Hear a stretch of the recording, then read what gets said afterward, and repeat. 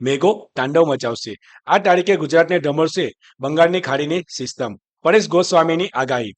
ગુજરાતમાં વરાપ અને ભારે વરસાદ અંગે હવામાન નિષ્ણાંત પરેશ ગોસ્વામીની આગાહી સામે આવી છે. તેમણે જણાવ્યું છે કે આગામી 23, 24 અને 25 જુલાઈ દરમિયાન રાજ્યમાં વરાપનો માહોલ જોવા મળશે.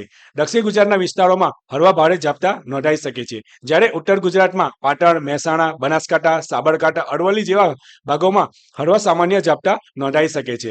કચ્છ, સૌરાષ્ટ્રમાં પણ છૂટાછવાયા ઝાપટા જોવા મળી શકે છે. આ 3 દિવસ વરાપની આગાહી છે. બંગાળની ખાડીમાં એક સાયક્લોનિક સર્ક્યુલેશન બની ચૂક્યું છે, જેનો 70% ભાગ બંગાળની ખાડીમાં છે અને 30% ભાગ જમીન પર આવી ગયો છે.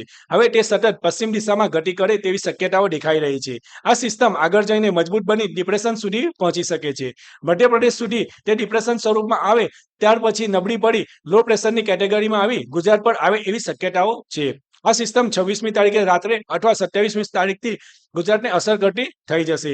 સૌપ્રથમ મધ્યપ્રદેશ લાગુ વિસ્તાર છોટાઉદેપુર, દાહોદ, ગોધરા વરસાદની શરૂઆત થશે. આ સિસ્ટમને લીધે ગુજરાતમાં સાર્વત્રિક વરસાદ હશે. ગુજરાતમાં 80 થી 90% વિસ્તારમાં તેનો લાભ મળશે. આ સિસ્ટમને ટ્રેકમાં થોડો ફેરફાર થઈ શકે છે. જો આ ટ્રેકમાં રહે તો મધ્યપ્રદેશ બોર્ડર લાગુના જિલ્લાઓ, મધ્ય ગુજરાતના તમામ જિલ્લાઓમાં ભારે વરસાદ પડી શકે છે, જ્યારે ઉત્તર ગુજરાતના અરવલ્લી, સાબરકાંઠા, બનાસકાંઠા, પાટણ, મહેસાણા, વાવ, થરાદમાં 26 થી 31 તારીખમાં ભારે વરસાદ પડશે, જ્યારે સૌરાષ્ટ્રમાં મધ્યમ વરસાદ પડે તેવી શક્યતાઓ છે. કચ્છમાં સામાન્યથી મધ્યમ વરસાદ પડી શકે છે. અમુક વિસ્તારોમાં 2 થી 5 ઇંચ, અમુક જગ્યાએ 5 થી 7 ઇંચ અને કેટલાક વિસ્તારોમાં 10 ઇંચ કરતાં વધારે વરસાદ પડી શકે છે.